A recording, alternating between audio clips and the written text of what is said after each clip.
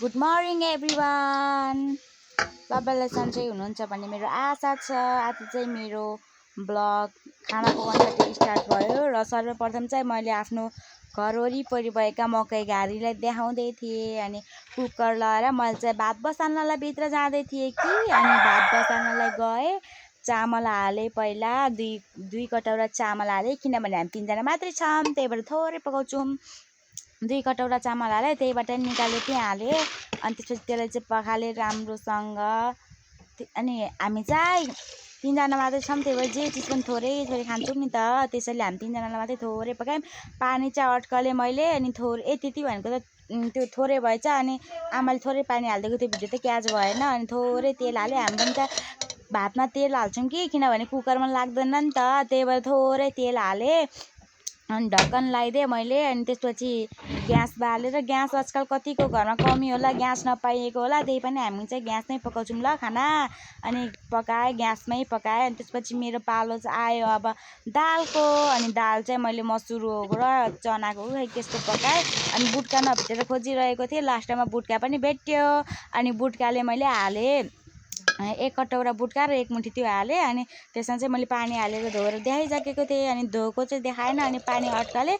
यसमा पनि मैले चाहिँ पानी अड्कल्नै आउँदैन कि गाइस। अनि यसमा पनि पानी थोरै भएको थियो, अनि यसमा पनि आमाले पानी अड्कलिदिनु भएको थियो। अनि पानी अड्कलिसकेपछि मैले लगेर भित्र लगेँ, ढक्कन लगाएँ, तेल हालेँ, थोरै बेसार हालेँ। अनि ढक्कन लगाएँ। अनि ग्यास बाल्न चाहिँ हल्का हल्कै लगाइरहेको थिएँ किनभने ग्यास सकि थियो, चुलोमा पकाऊँ जस्तो होला थियो। तर चुलोमा चाहिँ मलाई पकाउन झ्याउ लाग्छ कि, त्यही भएर चाहिँ मैले ग्यासमै पकाइदिएर ग्यास सानो बनाउनु लगाएको। कतिचोटि ग्यासै मऱ्यो, त्यो भिडियो चाहिँ मैले क्याच गर्न सकिनँ ल गाइस, सरी त्यसको लागि चाहिँ। अनि मैले चाहिँ भात दाल बसालिसकेपछि मेरो पालो आयो अब आलु काट्ने। आलु काटेँ किनभने हामी 3 जना मात्रले त भुजिया बनाएर खानु पर्यो नि त, हो कि नै। अब दाल भात भुजिया पनि मिठै हुन्छ, त्यही भएर दाल भात भुजियाको लागि मैले आलु काटेँ सबै। र मलाई चाहिँ पानी खान मन लागेको थियो र मलाई हस्पिटलमा पनि मेरो शरीरमा पानीको कमी छ गरे, त्यही भएर चाहिँ मैले चाहिँ पानी धेरै खान्छु ल। अनि मैले चाहिँ आफ्नो काम गर्न लागिरहेको थिएँ। आलुलाई चाहिँ काटिसकेको थिएँ तर देखाएको चाहिँ थिएन, र मसिनो गरी काट्न लागेँ। मैले चाहिँ आलुलाई पखालेँ, पहिला चाहिँ आलु पखालेँ किनभने त्यसमा कति किटाणुहरू हुन्छ। अनि मेरो दाल र भातको त हालत के भएको यस्तो, मैले त पकाउनै नआएको जस्तो भयो नि त, सबैको बटेर गयो बाहिर। त्यसपछि आलु चाहिँ मैले मसिनो पिस गरेर काटिसकेको थिएँ। अन्त चाहिँ पानी हालेर धोएँ फेरि चाहिँ।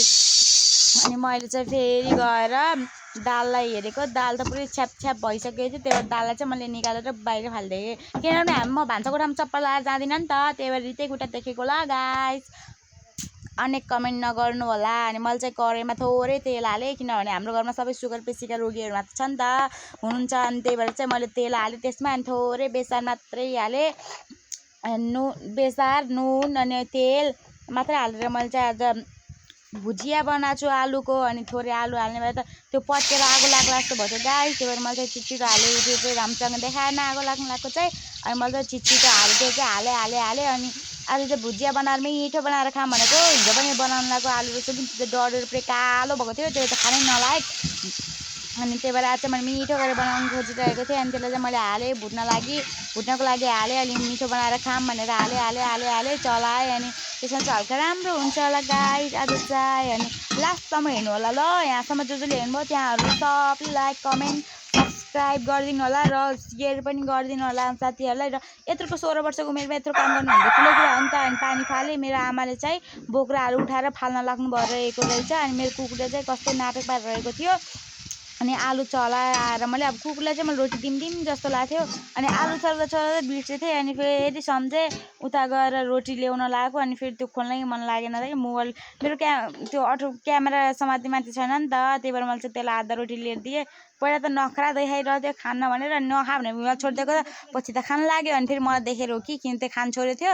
अनि मैले ठ्याक भिडियो अफ गरेको थिएँ। अनि फेरि उता लगाएर खाएँ मैले लुकेर भिडियो बनाइरहेको थिएँ गाइस त्यसको। अनि नजिक गएर हेरेको त हेर्छ कसरी राम्रो छ हाम्रो कुकुर। अनि हाम्रो त यस्तो मकै घारीको बिचमा घर भएपछि त अनि कुकुर पाल्ने त स्वाभाविकको कुरा हो नि त, एउटा कुकुरले त हाम्रो सपोर्ट दिन्छ। अनि मैले चाहिँ हल्का नाटक बनाएर नमस्ते गर्थेँ, पहिलाको भिडियो पनि हल्का जोड्दै थिएँ।